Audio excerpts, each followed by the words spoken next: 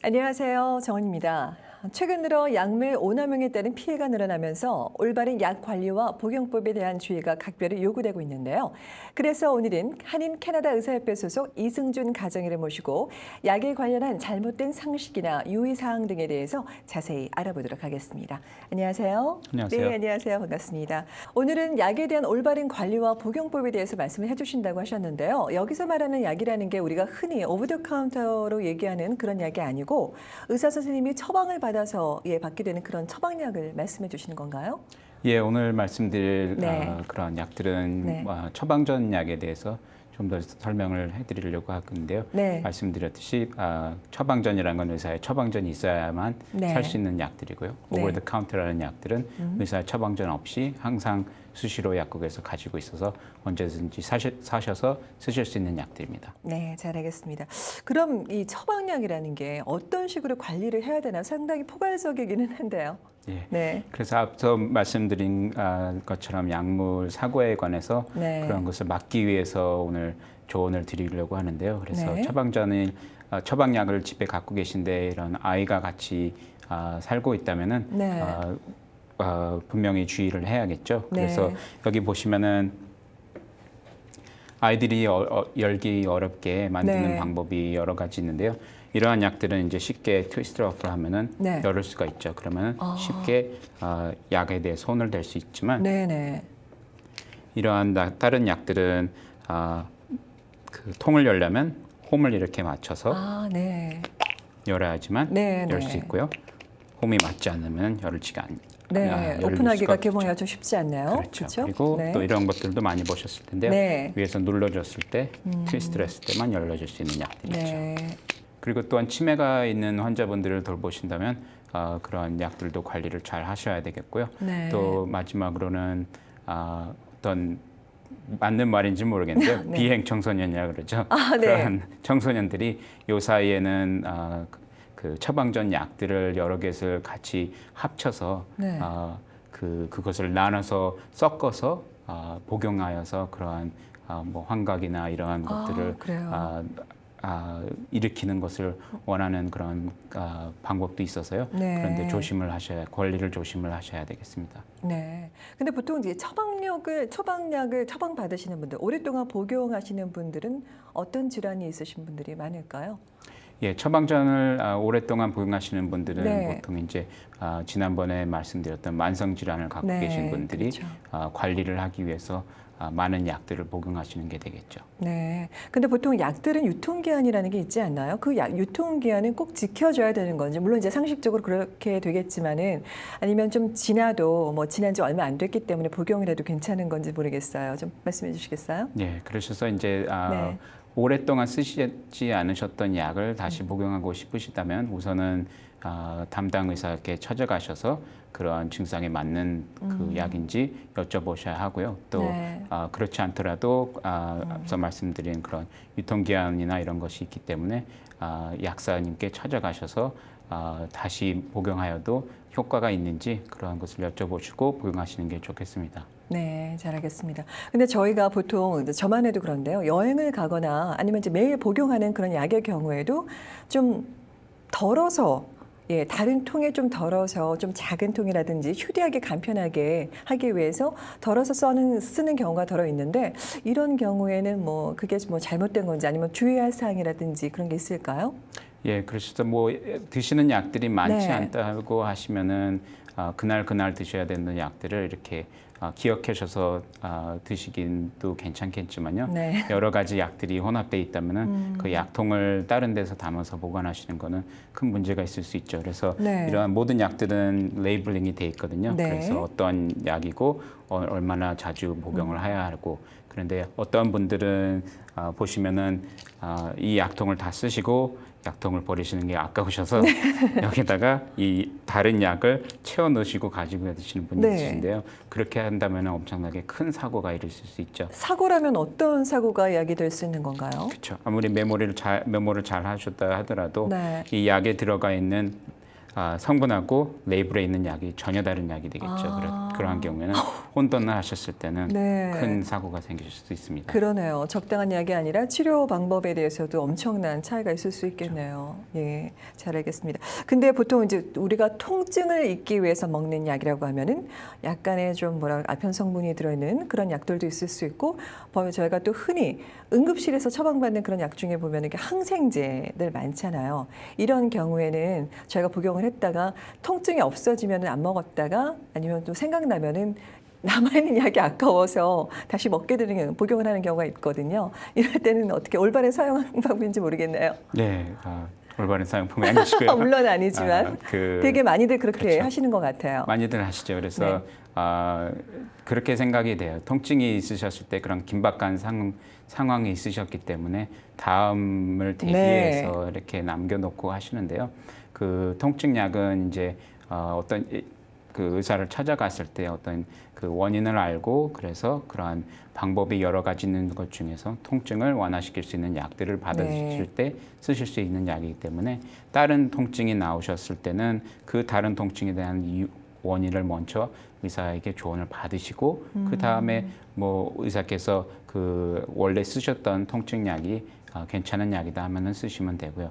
또 말씀 주신 것처럼 그 항생제에 관해서도 항생제라는 것은 어떠한 증상이 있어서 찾아가셨을 때 박테리아가 원인이라는 게 의심이 돼서 아니면은 증명을 해서 약을 드리는 거기 때문에요.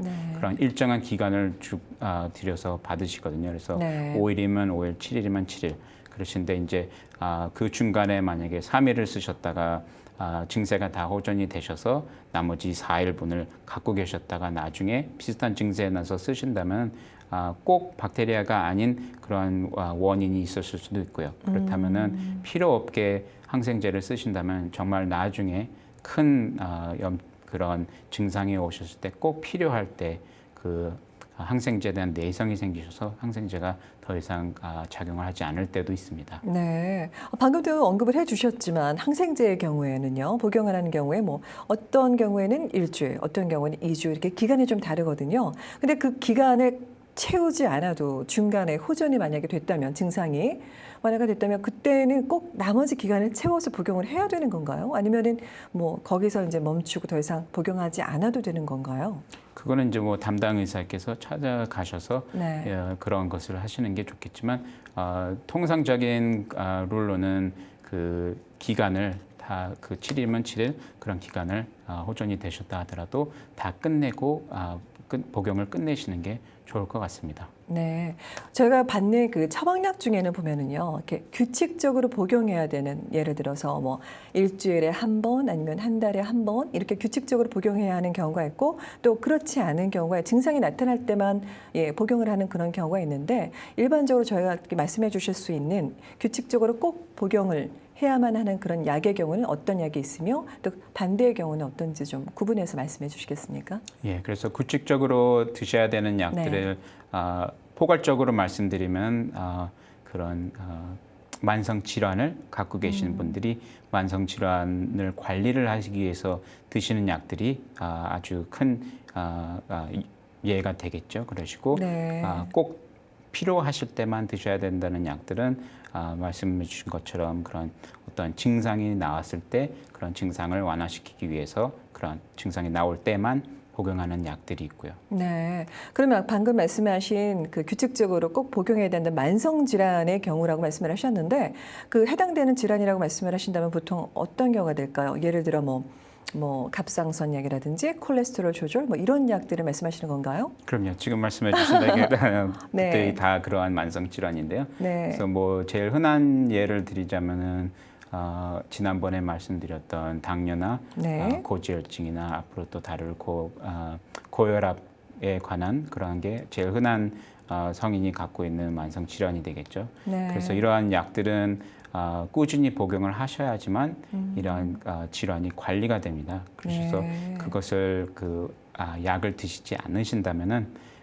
그 관리되지 않았을 때 생기는 문제를 생각을 해보셔야죠. 그래서 앞서 말씀드린 그런 세계 질환들은 네. 앞서 말씀드린 세계 질환들은 관리가 되지 않으시다면 심장마비, 뇌졸중을 일으킬 수 있는 위험성이 많기 때문에 네. 철저히 꾸준히 약을 복용하시는 게 중요합니다. 위험 요소가 상당히 많네요. 그렇죠. 예, 그런 상황에 그러면은 이제 뭐 사실 어찌 보면 제 얘기가 될 수도 있는데 이제 약을 자주 복용을 하다 보면 반의사 약사가 돼요. 그래서 의사나 약사의 어떤 지시가 없어도 저희가 이제 이렇게 자가적으로 판단을 해서 복용을 하는 경우가 있는데 그때 뭐 좀 주의할 점이라면 네. 어떤 게 있을까요? 제가 꼭 드리고 싶은 말씀을 질문해 주셨는데요. 그래서 네. 자가 진단을 하시는 거는 정말 위험합니다. 네. 그래서 앞서 말씀드린 그런 만성 질환에 대한 그런 약들을 예를 들어서 고혈압에 관한 약을 드시는데 집에서 어느 시간대에 혈압을 재셨을 때 혈압이 높으시면 드시고 네. 안 높으시면 안 드시고 그러시다고 하시면은 그 약에 대한 효과를 받으실 수가 없고요. 네. 그리고 또 다른 예를 드리자면은 만약에 당뇨가 있으신 환자께서 당뇨 약을 드시는데 집에서 임의로 재시는 혈당 체크를 하셔서 혈당이 높을 때 받았던 약보다 2배를 늘려서 드신다거나 그렇게 임의적으로 자가적으로 판단하셔 드신다면 큰 문제가 생길 수가 있습니다. 네. 근데 약을 복용을 하다 보면은요, 사실 오랫동안 장기적으로 약을 복용을 하다 보면 뭐 사실 그러면 안 되지만 너무 질리기도 하고 좀 뭐 효과가 없는 것 같다라고 스스로 또 뭐 마찬가지의 경우인 것 같아요. 자가적으로 이제 임의적으로 판단을 해서 복용을 안 하고 싶다 하는 경우가 있어요. 이럴 때는 어떻게 해야 되죠? 예. 그러시다면은 이제 네. 뭐 어떤 호전이 돼서 더 이상 그 약을 드셔야 되는 이유를 모르겠다. 네. 아니면은 이 약은 그만 복용을 하고 싶다 하시면은요. 복용을 중단하시기 전에 꼭 의사를 찾아가셔서 네. 그 대처할 수 있는 약을 받으실 수도 있고 또 만약에 그 복용약을 중단하신다면은 어떻게 중단을 하셔야 되는 것도 배우셔야 되거든요. 그래서 어떠한 약들은 임의적으로 빨리 짧은 시간 안에 약을 중단하시면 금단 효과도 나올 수도 있기 네. 때문에요. 그건 조심하셔야 됩니다. 잘 알겠습니다. 그러면은 사실 다들 경험이 있으실 것 같은데요. 어떤 증상이 있어서 처방을 받았어요. 여기 사실 좀 캐나다가 약값이 좀 비싸잖아요. 그래서 이제 잘 놔두고 있었는데 마침 가족 중에 다른 가족 구성원이 같은 증상이 있다라고 그러면 이제 사실은 뭐 병원에 찾아가지 않고 그냥 그 약을 나눠서 복용을 하는 경우가 있는데 이때 뭐 주의할 점이라면 사실은 그러면 안 되겠지만 네. 예, 이런 경우는 어떤가요? 이러한 경우는 이제 자가 진단이 아니고 남을 진단하는 거겠죠. 그래서 네. 모든 약들은 그 본인에게 맞는 약을 추천하시는 의사의 추천한 이유가 있습니다. 그래서 네. 똑같은 질병이다 하더라도 여러 가지 약이 있을 수 있거든요. 그래서 네. 그 중에서 본인에게 맞는 약을 추천해드리기 때문에 본인에게 맞는 약이 꼭 다른 가족들이나 지인들이 똑같은 네. 병을 앓고 있다 그래서 맞는 약은 아니기 때문에요. 그거는 항상 그분께 그런 지인이나 가족분들께 그분의 담당 의사를 찾아가셔서 조언을 드시는 것을 꼭 해주셔야 됩니다. 뭐 아니면 이런 경우도 있을 수 있겠네요. 그 약을 같이 가지고 가서 이게 남았는데 저도 같이 복용을 해도 될까요?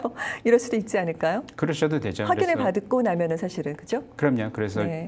많은 어떤 환자분들은 이런 자신이 이렇게 어떠한 약을 드셔서 많이 호전돼서 네. 그러한 기쁜 뉴스를 나눠드리고 싶어서 네. 찾아오시는 것도 좋은 생각이라 하는데요. 네. 언제든 찾아오시면은 담당 의사께서 네네. 그런 맞는 약이라면은 추천을 해주시겠죠. 네, 잘 알겠습니다. 근데 사실 뭐 저 같은 경우도 그렇지만 약을 먹었는데도 이게 효과가 나타나지 않으면 제가 그냥 임의대로 좀 중단을 하는 경우가 있어요. 이거 뭐 먹어봤자 뭐 크게 달라지지 않는데 뭐 이런 경우에는 좀 어떨까요? 보통 그래서 조언을 해주신다면? 어떠한 약들은 항상 짧은 기간 안에 네. 호전이 되는 약이 다가 아니거든요. 네. 그래서 어떠한 약들은 어느 일정한 기간을 복용을 하셔야 그러한 약의 효과를 얻으실 수 있는 네. 그러한 약들이 있습니다. 그리고 또한 단계적으로 A라는 약이 안 되면 B로, B가 안 되면 C로 이렇게 올라갈 수 있는 그러한 방법도 있기 때문에요. 네. 그 단계를 올라가기 전에 충분히 여유를 가지고 그 약에 대한 트라이를 하셔서 그거에 대해서 호전이 되지 않으신다. 그러시면은 대체약으로 바꿔드릴 수가 있죠. 네. 그러셔서 담당 의사를 찾아가셔서 그렇게 담당 의사가 추천해 주신 뭐 3개월 동안 이 약을 복용을 꾸준히 복용하였는데 이러한 호전이 되지 않았다. 그러시면은 다른 대처약을 또 찾아주실 수 있습니다. 네. 그러면 이런 경우를 한번 여쭤보고 싶어요. 예를 들어서 어떤 함량이라는 게 있잖아요. 뭐 한 타블렛에 뭐 어느 정도 함량이 있다. 그러면 이제 숫자적으로 계산을 저희가 해가지고 이거를 조금 뭐 반 정도 해당하는 약을 먹으라고 했다 그러면 저희가 좀 약값을 세이브하기 위해서 절약하기 위해서 좀 많은 양을 구입을 해서 한 번에 처방을 받아서 알아서 반으로 나눠 먹는다거나 예를 들어 뭐 사실 뭐 이렇게 쪼개서 먹는 경우도 있잖아요. 그러면은 이게 반이니까 그 반에 해당되는 수치에 해당되면은 뭐 그 정도 복용하면 되지 않을까 싶은데 예. 이런 그렇죠. 경우는 그런 모든 경우도- 경우의 수를 다 말씀을 드리는 겁니다. 그럼요. 네. 그런 경우도 있죠. 네. 그래서 예를 들어서 뭐 10mg하고 20mg의 네. 약이 있는데 10mg과 20mg 약의 값은 똑같다 하면은 네. 경제적으로 생각해 보시면 20mg을 짜리를 사셔서 만약에 10mg이 관장이면 반을 쪼개 드실 네. 수 있죠. 그런데 약을 보시면은 크게 태블릿으로 보시면은 딱딱한 알약이 코팅이 돼 있고요. 그리고 네. 캡슐이라고 보시면은 그러한 투명한 들어있죠. 막 안에 네네. 가루 성분의 약이 들어있죠. 그래서 네. 그러한 투명한 막이라든지 코팅이라는 것이 다 이 약이 올바르게 흡수하기 위해서 만들어진 방법이거든요. 그래서 그 타블렛을 반으로 쪼개신다면은 자른 면이 코팅은 되지 않아 있겠죠. 그렇고 그 캡슐은 뭐 말씀 안 드려도 네. 캡슐 자체를 분해하신다면은 그 가루는 전혀 그 흡수를 제대로 도와드리는 방법은 없죠. 그래서 네. 그렇게 약을 드신다면은 약 효과가 적게 나오실 수도 있고요. 또 위장 장애를 일으키실 수도 있기 때문에 약은 될 수 있으면 그 정량이 나오는 한 그 정량을 드시는 게 좋겠습니다. 그것까지 미처 생각을 못 해봤네요. 코팅이 안 된 부분이 있을 수 있다. 그러면 또 이런 경우는 어떨까요? 사실 다 제 얘기입니다. 네, 한국을 저희가 이제 방문을 하다 보면 여기서는 처방을 받아야만 하지만 한국의 경우에는 처방을 받지 않아도 약국에서 쉽게 구매를 할 수 있는 그런 약들이 또 들어 있고요. 또 약값이 워낙 차이가 나다 보니까 이왕 나간 김에 한꺼번에 많은 양의 약을 구매를 해 와서 복용을 하고 또 사용을 하는 경우가 있는데 이럴 때 뭐 주의할 점이라면 어떤 점들이 있을까요? 예, 그래서 네. 뭐 약의 성분이 똑같다 하고 또 도수가 똑같다 하다면 뭐 어느 나라를 가셔서 네. 사오시는 건지 그렇게 크게 뭐 문제가 있을 것 같지는 않은데요. 제가 드리고 싶은 말씀은 그러한 뭐 6개월, 1년치를 이렇게 사오셨을 때 네. 그 약에 계속 똑같은 도수로 복용을 하시면은 뭐 좋겠죠. 근데 네. 항상 바뀔 수 있기 때문에 도수도 네. 바뀔 수도 있고 대체약으로 바뀌어드릴 수도 있기 때문에 그렇게 바뀌어드릴 상황에서는 돈을 지불하셔서 그렇게 사오신 약들을 다 쓰지 못하게 되실 수도 있죠. 네. 이런 경우는 어때요? 예를 들어서 한국에서 사갖고 왔는데 비싸게 주고 사가지고 온 약이 유통기한이 이제 사용을 안 하다 보니까 증상이 없어서 봤는데 어느 날 보니까 유통기한이 지난 지 얼마 안 됐어요. 근데 개봉은 하지 않았단 말이에요. 그럴 때 사용이 가능한 건지 아니면 그냥 폐기 처분을 해야 되는 건지. 예, 그러신 경우에는 될 수 있으면 폐기 처분을 하시는 게 좋고요. 네. 그리고 앞에 말씀드리려 했던 건데 이제 약을 더 이상 복용하지 않는 약을 그 폐기 처분을 하시려고 하면은 네. 자주 가시는 약국에 찾아가셔서 그거를 전해드리면 그걸 안전하게 폐기시켜 드릴 수 있습니다. 네. 그래서 그런 약들은 이제 뭐 쓰레기통이나 뭐 아니면은 변기통을 통해서 네. 이렇게 방출을 하게 된다면 저희 사는 그 환경에 오염이 될 수가 있기 때문에 그렇게 하시는 게 좋겠습니다. 그러니까 약국으로 직접 가져가면 되겠군요. 그럼요. 네, 잘 알겠습니다. 그런데 사실 이 약을 보면은 모든 약의 그 주의사항에도 나오지만 새로 처방받은 약을 딱 복용을 했더니 어떤 알레르기 반응이 나오거나 아니면 어떤 부작용, 갑자기 뭐 배가 아프다거나 이런 경우는 어떻게 해야 될까요? 예, 뭐 흔히 하는 주의사항이지만. 네. 그럼요. 알레르기 반응이 나오신다면은 그런 뭐 생명의 위협이 갈 수도 있는 상황이기 네. 때문에요. 네. 신속히 그 약을 중단하시고 네.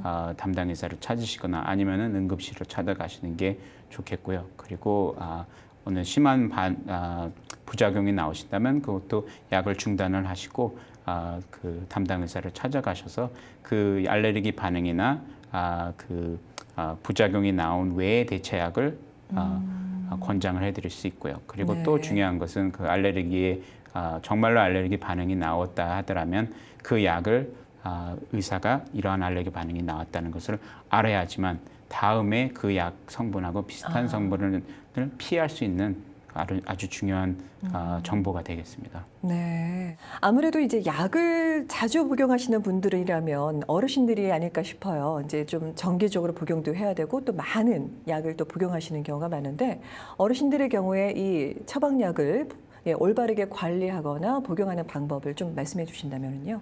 예, 그래서 어르신들을 이렇게 보편적으로 네. 말씀드리면 만성 질환이 많으신 분들이 네, 많이 그렇죠. 있겠죠. 그래서 네. 그 이유 때문에 드시는 복용하는 약들이 많이 있기 때문에 그러한 또 그뿐만 아니라 그 사이사이 도수가 바뀔 수도 있고 네. 그런 대체약이 많이 바뀔 수도 있고 그렇기 때문에 그러한 주기적으로 담당 의사나 그런 약사님께 그런 모든 게 바뀌었다면은 그런 것을 잘 알려드리는 게 중요하고요. 네. 또 어르신들이나 특히 이런 치매가 있으신 어르신들께서는 본인께서 스스로 복용을 하시는 시간에 딱 맞춰서 복용하시는 게 어려울 때가 많이 있습니다. 네. 그래서 그런 것이나 그래서 도수를 약을 복용하는 것을 잊어먹었을 네. 때도 있고요. 그래서 네. 그런 것을 도와드리기 위해서 제가 갖고 온 크게 두 가지 방법이 네. 있는데요. 그래서 우선은 이것은 도셋이라고 하는 거고요. 네. 그래서 이제 일주일치 처방전을 네. 일요일 아침, 점심, 저녁 주무시기 전 다 그 약들을 다 채워 놓으셔서 네. 일요일 날 토요일이 되면은 이것을 열으셔서 네네. 그 시간에 네. 맞는 약들을 복용하시고 또 이렇게 계속 이렇게 나가시면 되고요. 네. 그리고 거기 이제 써 있는 대로 복용을 하시면 되겠네요. 그렇죠. 간편하게. 그리고 요거는 이제 블리스터 팩이라고 그러는데요. 네. 이 도셋하고 비슷한 컨셉인데요. 이제 네. 이거는 이제 약국에서 다 채워서 이 패키지대로 드리게 되겠죠. 그러니까 임의대로 저기 덜으실 필요가 없고, 그렇죠. 예, 이제 약국에서 이미 그렇게 패킹이 다 돼서 나오는 거군요. 그러시죠. 그러셔서 네. 그 날의 날짜와 시간에 맞는 시간에 여기를 누르시면 나오시는 약들을 복용하시면 되고요. 네. 근데 이러한 두 가지 방법을 쓰신다 하더라도 특히 이런 치매가 있으신 분들은 그것을 이해를 못 하시는 분도 있으시거든요. 네. 그래서 예를 들어서 월요일, 화요일, 수요일, 목요일, 금요일, 토요일 이렇게 나가서 이렇게 드셔야 되는데 네. 이쪽으로 드시는 게 낫게 되면은 네. 여기 아시다시피 똑같은 약들을 계속 드시는 거네요. 2배, 3배로 드시게 되겠죠. 그래서 네. 그런 것을 위험한 사고가 될 수 있기 때문에 네. 이러한 방법을 쓴다 하더라도 가족분들께서 같이 도와주시는 게 아. 좋겠습니다. 예. 근데 만약에 점심에 먹어야 되는 약을 깜빡하고서 못 드셨다. 그런 경우에는 어떻게 되죠? 그냥 스킵하고 다음 약을 먹으면 되나요? 아니면 늦었다고 생각될 때 그때라도 복용하고 또 그 다음을 먹어야 되나요? 예, 보통 이제 그 약을 실수로 이렇게 네. 못 드셨다 하시면은요. 다음 횟수에 2배로 늘리는 것은 전체적으로 봤을 때는 좋은 방법은 아니고요. 네. 그런 것을 놓치셨다면은 우선 그 약사님께 네. 질문 찾아가셔서 여쭤보시는 게 제일 좋은 방법이라고 생각이 됩니다. 네, 잘 알겠습니다. 그럼 마지막으로 저희가 이제 처방약을 복용을 하는 데 있어서라든지 아니면 관리하는 방법에 있어서 또 다른 주의사항이 있으면 지금까지 언급되지 않은 좀 총망라해서 정리를 해주시겠습니까? 예. 그래서 처방약을 특히 많이 드시는 분들께서는요, 그 담당 의사와 그런 담당 약사의 롤이 아주 중요합니다. 그래서 네. 그런 응급실을 찾아가셨거나 워킹 클리닉을 찾아가셨거나 아니면은 전문의를 찾아가셨을 때 새로운 약을 받으시거나 뭐 도수가 바뀌었을 때 항상 담당 의사를 다시 찾아가셔서 이러한 변화가 있었다는 것을 담당 의사께 알려드려서 담당 의사가 모든 것을 관리할 수 있는 게 아주 중요하고요. 네. 또 약국도 될 수 있으시면은 한 약국을 지정을 하셔서 담당 약사께서 그것을 관리를 해주시는 게 중요하게 되겠고요. 네. 그리고 마지막으로는 담당 의사, 담당 약사의 롤도 중요하지만 환자 본인의 롤도 중요하시거든요. 그래서 네. 본인이 드시고 계신 약이 어떠한 뭐 자세한 정보는 아니더라도 무슨 이유로 이 약을 먹고 있고 이 약은 언제 복용을 하고 그런 횟수나 도수 이런 거에 대해서 잘 관리를 하시는 게 중요한데요. 그래서 지금 자료로 나가는 이런 그래프를 사용하셔서 항상 그 메모해 주는 것을 네. 습관으로 들이는 게 좋겠고요. 네네. 만약에 그게 힘드시다면 요새 뭐 스마트폰을 많이 사진 찍어서.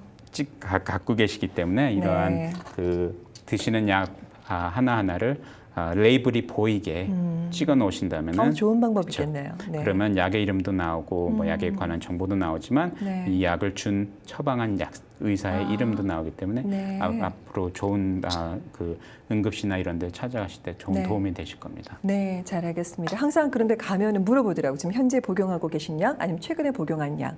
예. 그럼요. 네, 좋은 방법입니다. 오늘도 유익한 정보 말씀 감사합니다. 엘 베르누의 명언 중에 질병은 1000개나 있지만 건강은 하나밖에 없다는 말이 있는데요. 1000개가 넘는 질병 속에서 하나밖에 없는 건강을 지키려면 무엇보다도 긍정적인 사고와 규칙적인 식습관, 또 꾸준한 운동을 생활 속에서 실천하는 게 중요하지 않을까요? 지금까지 시청해주신 여러분 고맙습니다. 저는 다음 이 시간에 다시 찾아뵙겠습니다. 여러분 안녕히 계십시오. 본 프로그램은 메이크업 협찬 미라전, 헤어 협찬 김은한 헤어살롱 제공입니다.